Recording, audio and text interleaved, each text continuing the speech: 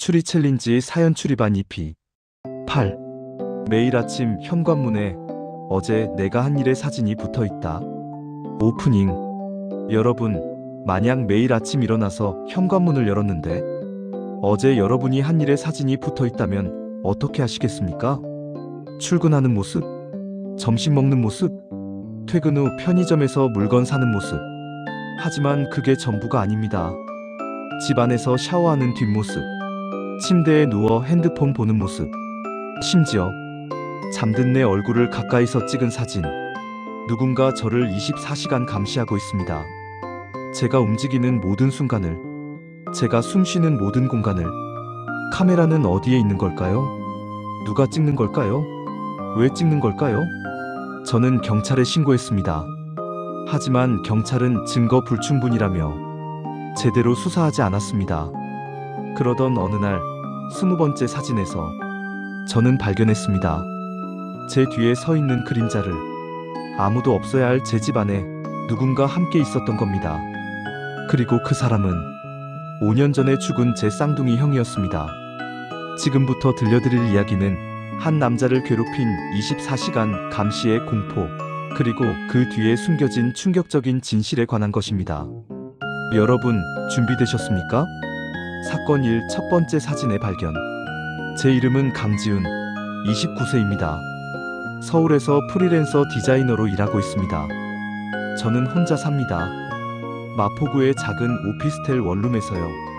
17층, 24평형. 창문으로 한강이 보이는 괜찮은 집입니다. 프리랜서라는 직업 특성상 출퇴근 시간이 자유로워서 대부분의 시간을 집에서 보냅니다. 가끔 카페에서 작업하고 클라이언트 미팅이 있을 때만 외출하죠. 2024년 11월 1일 금요일 아침. 평소처럼 알람 소리에 잠에서 깼습니다. 오전 7시. 저는 루틴대로 움직였습니다. 침대에서 일어나 스트레칭, 화장실에서 세수와 양치, 부엌으로 가서 커피 머신 작동. 커피가 내려지는 동안 저는 현관으로 갔습니다. 매일 아침 문 앞에 놓이는 무료 신문을 가져오기 위해서요. 문을 열었습니다. 평소와 다른 게 있었습니다. 신문 옆에 하얀 봉투 하나가 놓여 있었습니다. 뭐지? 저는 봉투를 집어들었습니다. A사 용지가 들어갈 정도의 크기. 가볍고 얇았습니다. 겉면에는 아무것도 쓰여 있지 않았습니다. 봉투를 열었습니다. 안에는 컬러이나 사진 한 장.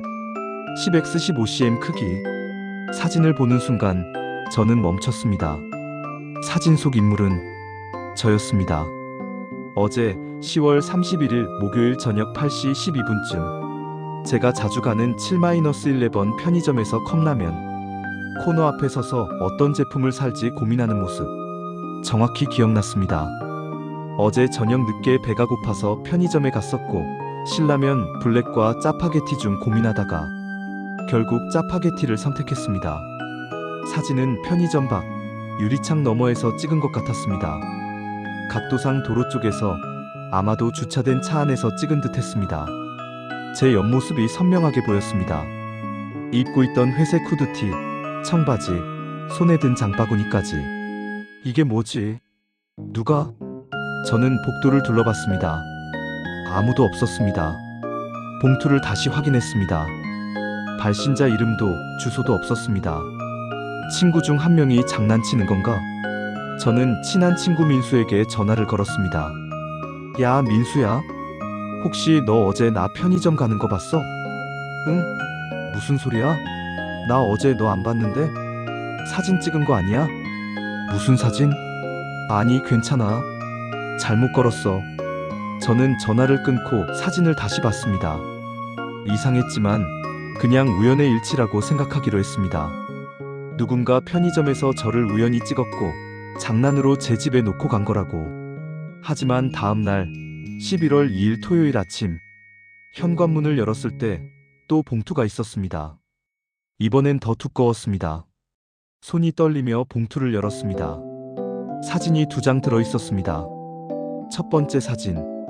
제가 11월 1일 오후 2시 37분쯤 홍대 근처 카페 커피빈에서 노트북으로 작업하는 모습. 창가 자리에 앉아 화면을 집중해서 보고 있는 제 모습. 카페 밖 길거리에서 유리창 너머로 찍은 것. 두 번째 사진. 같은 날 저녁 9시 15분쯤 집 근처 한강공원을 산책하는 모습. 제가 벤치에 앉아 핸드폰을 보고 있는 뒷모습. 나무 뒤에서 찍은 듯한 각도. 심장이 빠르게 뛰기 시작했습니다. 이건 우연이 아니었습니다. 누군가 의도적으로 저를 따라다니며 찍고 있는 겁니다. 저는 봉투를 확인했습니다. 역시 아무 표시도 없었습니다. 복도 CCTV를 확인하려 1층 관리사무소로 갔습니다. 관리사무소입니다. 안녕하세요. 17층 1703호 사는 강지훈인데요. 혹시 어제 새벽에 제 집 앞 복도 CCTV 영상 좀 볼 수 있을까요? 관리인 아저씨가 의아한 표정으로 물었습니다. 무슨 일이신가요? 그게 이상한 일이 있어서요. 누가 제 집 문 앞에 봉투를 두고 가는 것 같은데 협박이나 그런 건 아니시죠? 아니요, 그런 건 아니고 그냥 확인하고 싶어서요.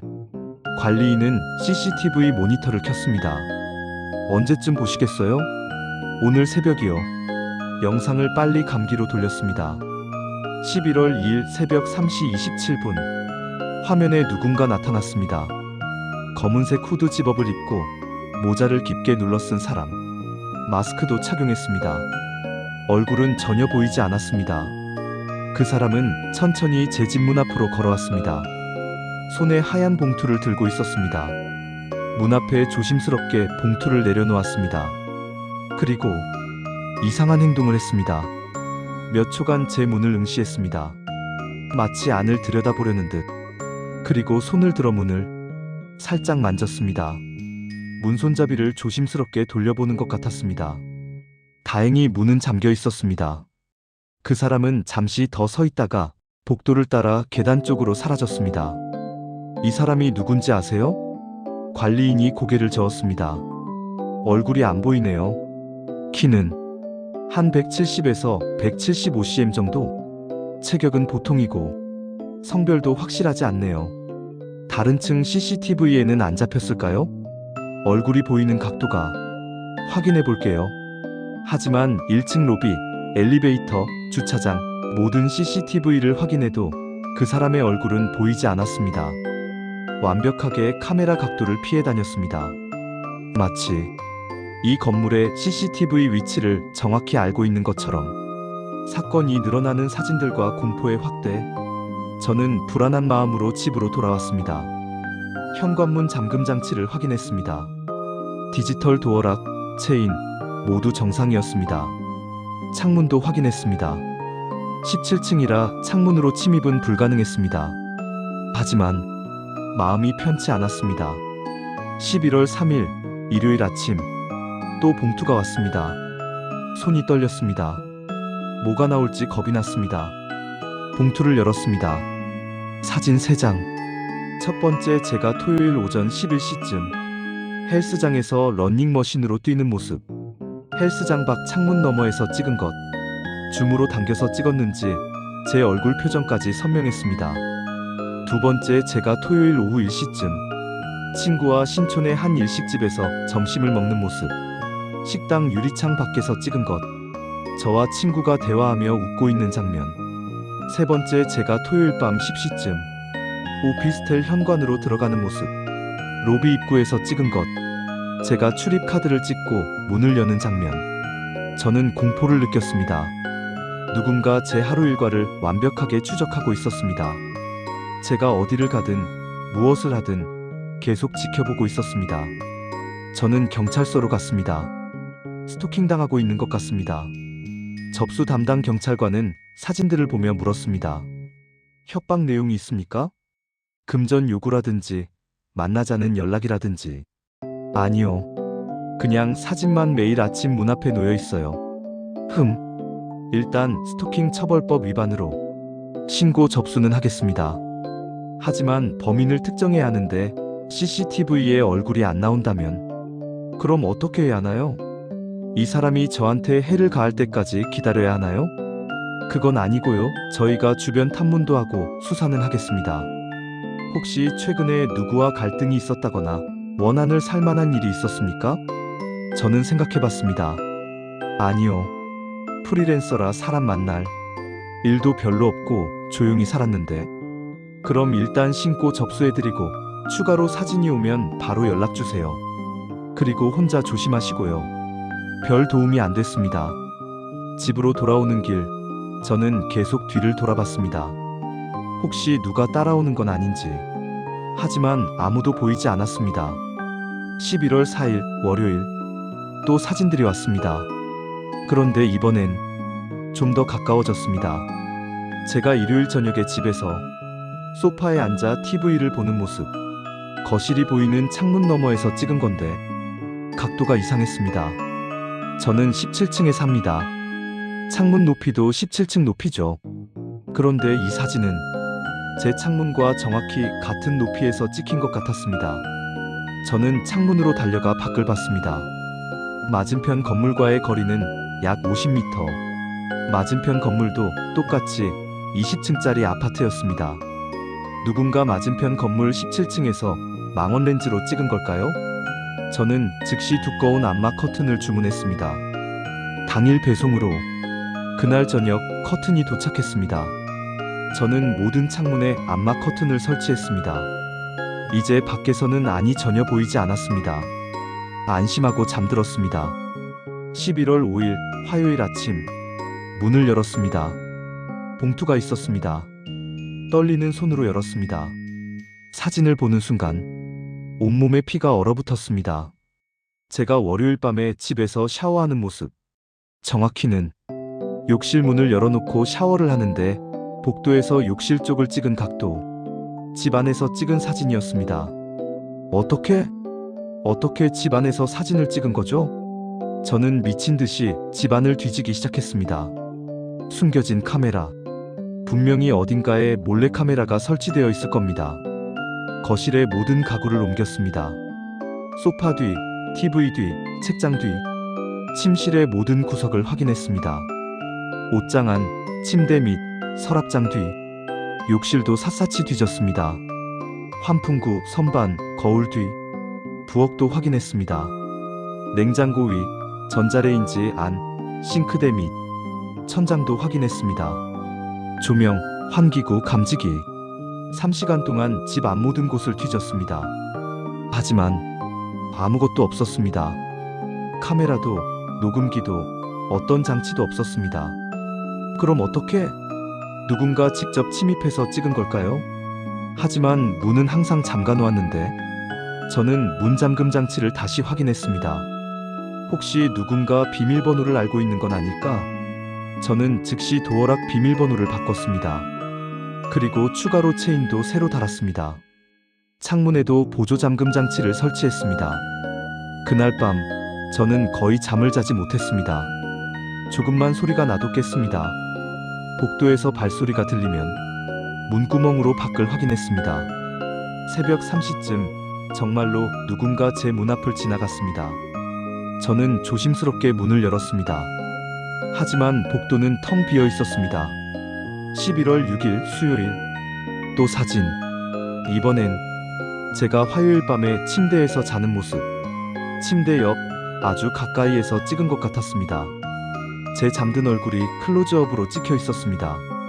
머리카락, 눈꺼풀, 입술, 너무 가까워서 모공까지 보였습니다. 저는 비명을 질렀습니다. 누군가 제가 자는 동안 제 침대 옆에 서 있었다는 뜻입니다. 숨소리까지 들렸을 거리에, 손만 뻗으면 닿을 거리에. 그 사람은 저를 만질 수도 있었습니다. 해칠 수도 있었습니다. 하지만 그냥 사진만 찍고 갔습니다. 왜? 무슨 목적으로? 저는 더 이상 그 집에서 잘 수가 없었습니다. 그날 저녁 저는 모텔로 갔습니다. 다음 날부터는 친구 민수 집에서 머물기로 했습니다. 하지만 그 전에 집에서 마지막으로 해야 할 일이 있었습니다. 저는 집 안 곳곳에 제 스마트폰과 태블릿, 노트북을 숨겨두고 녹화를 시작했습니다.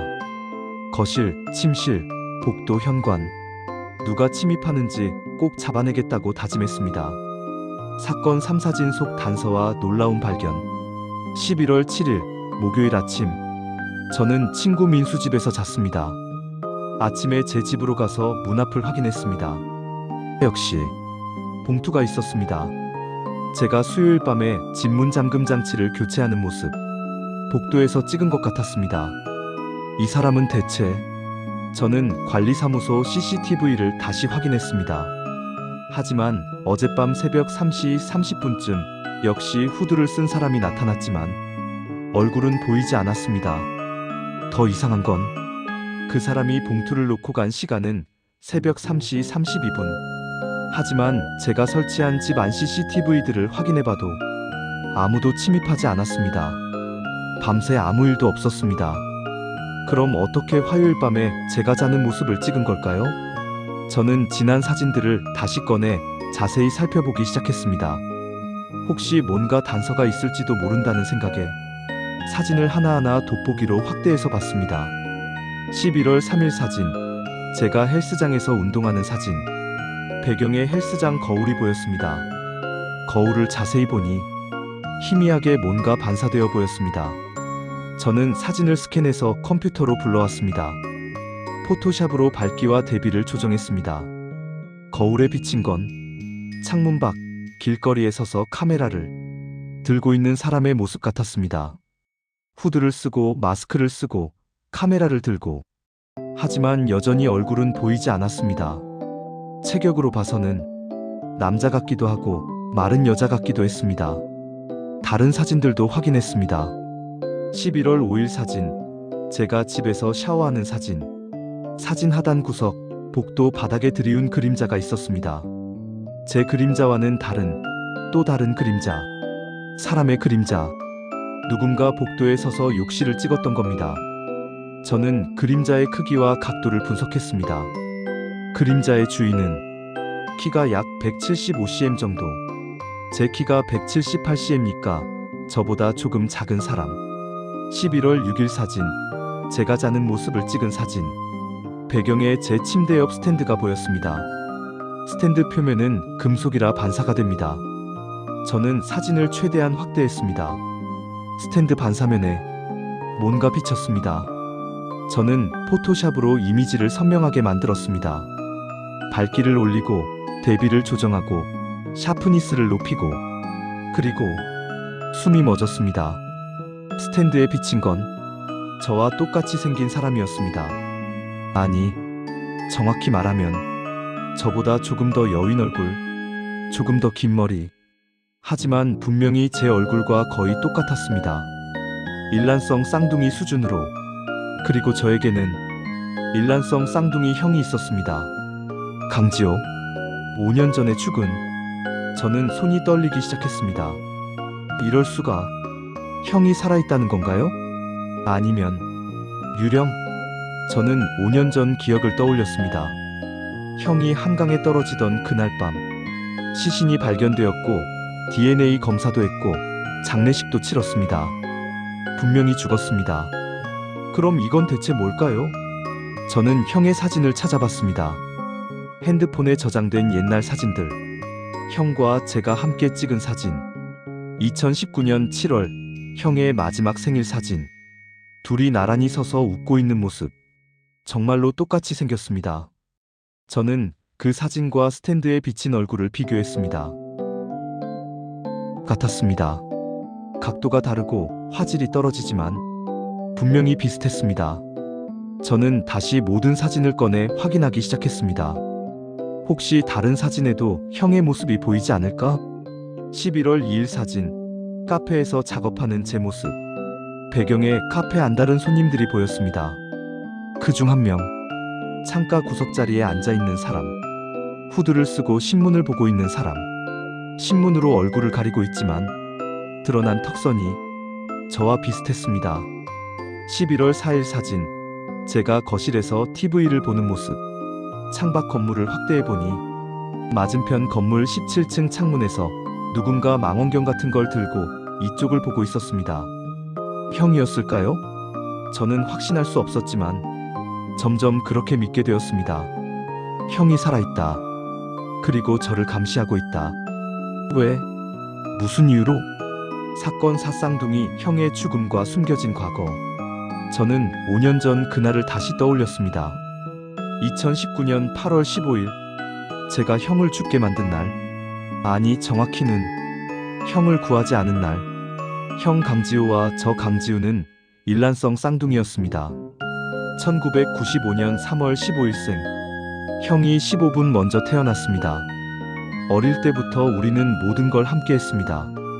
같은 유치원, 같은 초등학교, 같은 중학교, 같은 고등학교, 같은 반에 배정받기도 했고, 담임 선생님도 우리를 구분 못할 때가 많았습니다. 친구들도 처음엔 헷갈려 했습니다. 하지만 조금 지나면 알 수 있었습니다. 형은 활발하고 사교적이었습니다. 먼저 사람들에게 다가가고 말도 많이 하고 리더십도 있었습니다. 저는 조용하고 내성적이었습니다. 혼자 있는 걸 좋아하고 관찰하는 걸 좋아하고 그림 그리는 걸 좋아했습니다. 초등학교 때까지는 괜찮았습니다. 형과 저는 다른 개성으로 각자의 친구들이 있었습니다. 중학교 때도 그럭저럭 괜찮았습니다. 하지만 고등학교에 가면서 달라지기 시작했습니다. 형은 공부를 잘했습니다. 전교 10등 안에 들었습니다. 저는 중간 정도였습니다. 전교 100등 정도. 형은 운동도 잘했습니다. 축구부 주장이었습니다. 저는 운동을 못했습니다. 체육 시간이 제일 싫었습니다. 형은 여자애들한테 인기가 많았습니다. 고백받는 일이 잦았습니다. 저는 여자애들이 형 옆에 있는 저를 보고 쌍둥이 형은 멋있는데 동생은 좀 이라고 수군거리는 소리를 들었습니다. 고3 때 대학 입시. 형은 서울대 경영학과에 수시로 합격했습니다. 저는 모든 대학에 떨어졌습니다. 재수를 했습니다. 재수 끝에 부산의 지방대에 겨우 합격했습니다. 부모님은 형을 자랑스러워했습니다. 지호는 정말 대단해. 역시 우리 큰아들. 저한테는 이렇게 말했습니다. 지훈아, 너도 형처럼 열심히 해야지. 똑같이 생겼는데 왜 이렇게 다르니? 저는 형이 미웠습니다. 같은 유전자로 태어났는데 왜 형은 모든 게 잘 되고 나는 안 되는 걸까? 15분 먼저 태어났다고 형이고 15분 늦게 태어났다고 동생인데 그 15분이 우리 인생을 이렇게 다르게 만든 걸까? 대학 생활도 달랐습니다. 형은 서울대에서 학생회 활동도 하고 대외 활동도 하고 여자친구도 사귀었습니다. 저는 부산에서 그냥 조용히 학점만 채웠습니다. 2019년 형이 24살 때 형은 삼성전자 공채에 합격했습니다. 저는 아직 대학 3학년이었고 진로도 정하지 못했습니다. 부모님의 자랑은 계속되었습니다. 지호가 삼성 들어갔어. 우리 아들 정말 대단하지? 친척들, 이웃들, 부모님 친구들 모두가 형 얘기만 했습니다. 저는 형의 그림자였습니다. 아, 지호 동생이구나. 쌍둥이지? 근데 형만큼은 못하지?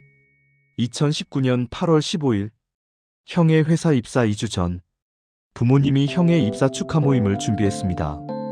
저도 서울로 올라갔습니다. 저녁 식사 자리. 부모님, 친척들, 가족 친구들 모두가 형을 축하했습니다. 지호야, 축하한다. 삼성이면 정말 대단한 거야. 지호 엄마 아들 잘 키웠어. 부럽다 정말. 저는 구석에 앉아 술만 마셨습니다. 식사가 끝나고 형이 저한테 왔습니다. 지훈아, 우리 좀 산책할까? 오랜만에 단둘이 얘기하고 싶어. 저는 대답 없이 일어났습니다. 우리는 부모님 집 근처 한강 다리로 갔습니다. 밤 10시쯤이었습니다. 다리 위를 걸으며 형이 말했습니다. 지훈아, 너도 곧 잘 될 거야. 디자인 전공이잖아. 재능 있어. 걱정하지 마. 취업 준비하면서 힘들지? 형이 도와줄게. 포트폴리오도 봐주고 면접 준비도 같이 하고. 됐어. 왜? 뭐가 됐어? 나 혼자 할 수 있어. 형 도움 필요 없어. 형이 걸음을 멈췄습니다. 지훈아, 요즘 나한테 왜 이렇게 쌀쌀하게 대해? 무슨 일 있어? 없어. 거짓말. 얼굴에 다 써있어. 우리 쌍둥이잖아. 내 기분 다 알아. 저는 폭발했습니다. 형은 좋겠다. 모든 게 다 잘 되니까. 무슨 소리야? 서울대 가고 여자친구 생기고 삼성 들어가고 부모님도 친척들도 모두가 형만 좋아해. 지훈아, 그건 네 착각이야. 착각? 착각이라고? 오늘 식사 자리에서 누가 나한테 관심이나 가졌어? 다들 형 얘기만 했잖아. 형이 당황한 표정을 지었습니다. 미안해. 내가 몰랐어. 네가 이렇게 힘들어하는지. 형 때문이야. 형 때문에 내가 항상 비교당해. 형 때문에 내가 못난이가 됐어. 지훈아, 그건 아니야. 너는 너만의 장점이 있어. 디자인 재능도 있고. 그만해. 위로는 필요 없어. 저는 난간에 기대어 한강을 내려다봤습니다. 형이 제 옆으로 왔습니다. 지훈아, 형이 너한테 짐이 되는 것 같아서 미안해. 하지만 나도 힘들어. 모두가 나한테 완벽함을 기대하거든. 항상 1등이어야 하고, 항상 잘해야 하고. 형이 뭐가 힘들어? 모든 게 다 잘 되잖아. 겉으로만 그렇게 보이는 거야.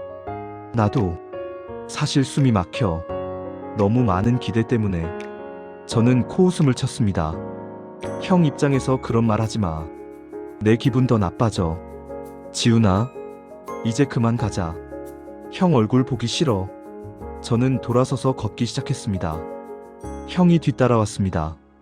지훈아, 이렇게 헤어지지 말자. 조금 더 얘기하자. 싫어. 저는 빠르게 걸었습니다. 형도 빨리 걸으며 제 팔을 잡으려 했습니다. 지훈아, 그때였습니다. 형이 발을 헛디뎠습니다. 형의 몸이 흔들렸습니다. 난간에 부딪혔습니다. 그리고 형의 몸이 난간 너머로 기울었습니다. 지훈아, 형이 제게 손을 뻗었습니다. 저는 그 손을 잡을 수 있었습니다. 손을 뻗으면 닿는 거리였습니다. 하지만 0.5초, 저는 망설였습니다. 형이 사라지면 나는 더 이상 비교당하지 않을 텐데. 그 생각이 스쳐 지나갔습니다. 그 0.5초 동안 형은 떨어졌습니다. 형, 저는 그제야 손을 뻗었지만 이미 늦었습니다. 형의 몸이 한강으로 추락했습니다. 어둠 속으로 퐁당 물소리가 들렸습니다. 저는 난간에 매달려 아래를 내려다봤습니다. 형. 하지만 아무 대답이 없었습니다. 어두운 강물만 흐르고 있었습니다. 저는 119에 전화했습니다. 사람이 한강에 빠졌어요. 빨리 와주세요. 구조대가 왔습니다. 수색 작업을 했습니다. 하지만 그날 밤에는 형을 찾지 못했습니다. 3일 후, 형의 시신이 하류 15km 지점에서 발견되었습니다. 익사. 경찰은 사고사로 결론지었습니다. 저는 진실을 말하지 못했습니다. 제가 형을 구할 수 있었는데 구하지 않았다는 것을. 그것은 살인과 다를 바 없었습니다. 5년간 저는 그 죄책감을 안고 살았습니다. 좋아요, 구독, 알림 설정 멘트. 여러분, 잠깐만요. 여기까지 듣고 계신데 심장이 터질 것 같지 않나요? 매일 도착하는 감시 사진들. 그리고 사진 속에 비친 죽은 형의 모습. 형은 정말 살아있는 걸까요? 아니면 유령일까요? 그리고 동생은 왜 형을 구하지 않았을까요? 그 죄책감은 어떨까요? 여러분의 추리는 어떠신가요? 댓글로 의견 남겨주세요. 사연 추리반이 처음이신 분들, 저희는 매주 충격적인 미스터리 사연을 소개합니다. 좋아요 버튼 꾹 눌러주시고 구독과 알림 설정까지 부탁드립니다. 지금부터가 진짜 충격입니다. 반전이 기다리고 있습니다. 사건 오형과의 재회. 11월 8일 금요일. 또 사진이 왔습니다. 그런데 이번엔 사진과 함께 쪽지가 있었습니다. 종이에 손으로 쓴 글씨. 지훈아, 놀랐지? 나야. 지호. 살아있어. 오늘 밤 12시. 우리 처음 만난 한강 다리에서 만나자. 혼자 와. 형. 저는 손이 떨렸습니다. 형이 정말 살아있다고? 말도 안 됩니다. 하지만 필체가 형의 필체와 똑같았습니다. 저는 하루 종일 고민했습니다. 가야 할까? 말아야 할까? 혹시 함정은 아닐까? 누군가 형을 사칭해서 저를 해치려는 건 아닐까? 하지만 알아야 했습니다. 진실을. 그날 밤 11시 30분, 저는 택시를 타고 한강 다리로 갔습니다. 5년 전 그날 형이 떨어진 바로 그 다리. 밤 12시, 다리 위에는 사람이 거의 없었습니다. 저는 난간 근처에 서서 주변을 둘러봤습니다. 아무도 없었습니다. 5분이 지났습니다. 10분이 지났습니다. 역시 장난이었나? 저는 돌아서려 했습니다. 그때 뒤에서 목소리가 들렸습니다. 지훈아. 저는 얼어붙었습니다. 그 목소리, 형의 목소리였습니다. 천천히 뒤를 돌아봤습니다. 그곳에 형이 서 있었습니다. 검은색 후드를 벗은 형. 5년 전보다 조금 여위고 머리가 길어졌지만 분명히 형이었습니다. 형이야? 제 목소리가 떨렸습니다. 형이 슬픈 미소를 지었습니다. 오랜만이다, 동생아. 어떡해? 너 죽었잖아. 시신도 봤어. 죽지 않았어. 보다시피 살아있어. 저는 다리에 힘이 풀려 주저앉았습니다. 형이 천천히 다가왔습니다. 일어나. 벤치로 가자. 얘기 길어질 거야. 우리는 다리 옆 공원 벤치로 갔습니다. 밤 공기는 차가웠습니다. 형과 저는 나란히 앉았습니다. 5년 만에. 설명해줘. 처음부터. 저는 떨리는 목소리로 말했습니다. 형이 한강을 바라보며 입을 열었습니다. 그날 밤 나는 한강에 떨어졌어. 네가 본 그대로. 물이 정말 차가웠어. 순간적으로 의식을 잃을 뻔했지. 형이 눈을 감았습니다. 하지만 정신을 차리고 헤엄쳐서 강둑으로 나왔어. 다행히 수영을 좀 할 줄 알았거든. 그럼 왜 돌아오지 않은 거야? 형이 저를 바라봤습니다. 강둑에 올라와서 나는 생각했어. 뭘? 이대로 사라지면 어떨까? 라고. 저는 숨을 죽였습니다. 지훈아, 나는 너무 지쳐 있었어. 모든 게 힘들었어. 무슨 소리야? 형은 모든 게 완벽했잖아. 겉으로만 그래 보였을 뿐이야. 형이 한숨을 쉬었습니다. 부모님은 나한테 항상 완벽하길 원했어. 1등, 명문대, 대기업. 나는 그 기대에 부응하려고 미친 듯이 노력했지. 그게 뭐가 힘들어? 지훈아, 넌 몰라. 1등의 무게가 얼마나 무거운지. 한 번이라도 떨어지면 실망하는 사람들의 눈빛. 항상 완벽해야 한다는 압박. 형의 목소리가 떨렸습니다. 특히 너한테 미안했어. 내가 잘할수록 네가 더 힘들어하는 게 보였거든. 하지만 나도 멈출 수가 없었어. 그날 밤 네가 나한테 소리치고 나를 원망하는 걸 보고 나는 깨달았어. 뭘? 내가 네 인생을 망치고 있다는 걸. 내가 존재하는 한 너는 계속 나와 비교당할 거라는 걸. 형이 눈물을 글썽였습니다. 그래서 결심했어. 사라지기로. 그래서 가짜로 죽은 거야? 형이 고개를 끄덕였습니다. 강둑에서 우연히 한 남자를 만났어. 나를 도와준 사람. 누군데? 그 사람은 특별한 일을 하는 사람이었어. 신분을 지우고 새로 시작하고 싶은 사람들을 도와주는 불법 브로커? 비슷해. 그 사람이 나한테 제안했어. 새로 시작하고 싶으면 도와주겠다고. 어떻게? 시신 위장. 그 사람이 무연고 시신 하나를 구해서 내 신분으로 만들었어. DNA 조작까지. 저는 믿을 수 없었습니다. 그게 가능해? 돈만 있으면 가능해. 나는 그때 급하게 내 통장에 있던 돈 전부를 그 사람한테 줬어. 2천만 원 정도? 그리고 나는 새 신분증을 받고 서울을 떠났어. 부산, 대구, 전주 여기저기 떠돌아다녔어. 5년 동안? 응. 해외도 갔다 왔어.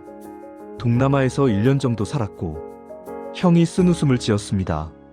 아무도 나를 모르는 곳에서, 기대도 없는 곳에서 처음으로 자유를 느꼈어.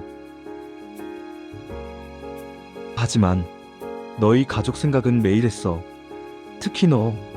형이 제 손을 잡았습니다. 미안해, 지훈아. 너한테 상처를 줘서. 저는 울음이 터져 나왔습니다. 형, 나도 미안해. 뭐가? 그날 밤, 나 형을 일부러 안 구했어. 형이 놀란 표정을 지었습니다. 뭐? 형이 떨어질 때 나는 손을 뻗을 수 있었어. 하지만 망설였어. 0.5초 눈물이 흘러내렸습니다. 그 순간 나는 생각했어. 형이 사라지면 나는 더 이상 비교당하지 않을 텐데라고. 지훈아, 나는 살인자야. 형을 죽인 거나 마찬가지야. 저는 목 놓아 울었습니다. 형이 저를 끌어안았습니다. 아니야. 내 잘못이 아니야. 형, 나도 알아. 그때 네가 망설인 거 봤어. 정말? 응. 물에 빠지면서도 봤어. 네가 손을 뻗다가 멈춘 거. 미안해. 정말 미안해. 괜찮아. 오히려 그 덕분에 나는 자유를 얻었으니까. 형이 제 등을 토닥였습니다. 이제 우리 다시 시작하자. 사건 유기염의 실체. 저는 울음을 그치고 형에게 물었습니다. 근데 형, 왜 나를 감시한 거야? 사진들은 뭐고? 형의 표정이 심각해졌습니다. 그게 중요한 얘기야. 뭔데? 3개월 전에 나는 우연히 서울에 왔어. 볼 일이 있어서. 그래서 길을 걷다가 너를 봤어. 나를? 응. 홍대 거리에서 너 카페 들어가는 거 봤어. 형이 계속 말했습니다. 처음엔 그냥 지나치려 했어. 하지만 걱정이 되더라. 어떻게 지내나? 그래서 따라온 거야? 응. 미안해. 그날 너 뒤를 밟았어. 그런데 이상한 걸 발견했어. 뭘? 너 뒤에 다른 사람도 너를 따라다니더라. 저는 소름이 돋았습니다. 누가? 모르는 사람. 40대 정도 되어 보이는 중년 남자. 검은 재킷에 야구 모자 쓰고. 왜 날 따라다녀? 나도 처음엔 몰랐어. 그래서 조사했어. 어떻게? 그 남자를 역으로 미행했어. 며칠 동안. 형이 핸드폰을 꺼내 사진 한 장을 보여줬습니다. 40대 남자가 어느 건물로 들어가는 모습. 이 건물이 뭔데? 사채업체 사무실. 저는 숨이 막혔습니다. 사채? 응. 불법 사금융 조직. 그리고 이 조직이. 형이 말을 멈췄습니다. 뭔데? 5년 전 나를 도와준 그 사람의 조직이야. 저는 이해할 수 없었습니다. 무슨 말이야? 나를 구해준 그 남자.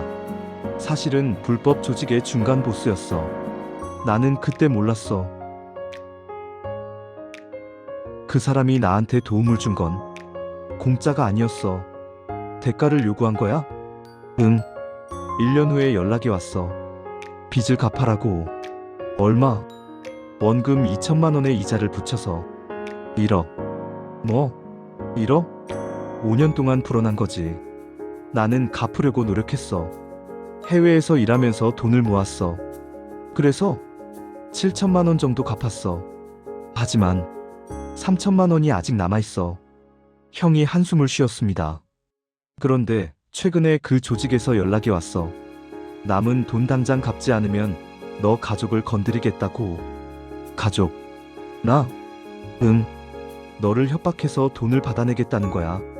저는 온몸이 얼어붙었습니다. 그래서 형이 나를 감시한 거야? 응. 너를 지키려고. 그 조직 사람들이 너한테 접근하기 전에 내가 먼저 너를 감시하면서 보호하려고 했어. 사진들은? 경고야. 너한테 알려주려고 했어. 누군가 너를 감시하고 있으니 조심해라고. 왜 직접 나타나지 않고? 처음엔 용기가 안 났어. 5년 만에 나타나면 너 놀랄 것 같아서. 그리고 너한테 미안해서. 형이 제 손을 잡았습니다. 하지만 이제는 직접 말해야겠다고 생각했어. 상황이 심각해져서. 얼마나 심각한데? 그 조직이 이번 주 안에 움직일 거야. 너를 납치할 수도 있어. 저는 공포를 느꼈습니다. 그럼 어떻게 해야 해? 경찰에 신고하자. 나도 나타나고 모든 걸 밝히고. 형이 나타나면 위조 사망이나 신분 위조 같은 걸로 처벌받을 수 있어. 알아? 하지만 너를 지키는 게 더 중요해. 저는 형의 손을 꽉 잡았습니다. 형, 고마워. 뭐가? 나를 지켜줘서. 당연하지. 우리 형제잖아. 사건 7 진실의 밝혀짐과 해결. 다음 날 11월 9일 토요일, 우리는 경찰서로 갔습니다. 형과 함께 신고하러 왔습니다. 담당 형사는 우리를 보고 놀랐습니다. 쌍둥이, 이신가요? 네. 저는 강지훈이고 이 사람은 제 형 강지호입니다. 강지호? 혹시 5년 전에 한강에서 익사한 그 강지호? 네. 하지만 죽지 않았습니다. 형사는 믿을 수 없다는 표정이었습니다. 어떻게? DNA 검사도 했었는데? 형이 모든 것을 설명했습니다. 시신 위장, 신분 세탁, 불법 조직과의 거래. 형사는 충격을 받았지만 차분히 진술을 받았습니다. 일단 신원 확인부터 하겠습니다. DNA 검사 다시 하시죠. DNA 검사 결과는 3일 후에 나왔습니다. 형은 정말로 강지호가 맞았습니다. 경찰은 즉시 수사를 시작했습니다. 5년 전 사건 재조사, 그리고 불법 사채 조직 수사. 형이 알려준 정보를 바탕으로 경찰은 조직의 사무실을 급습했습니다. 40대 중년 남자를 포함해 조직원 12명이 체포되었습니다. 저를 미행하던 그 남자도 잡혔습니다. 경찰 조사에서 그 남자는 자백했습니다.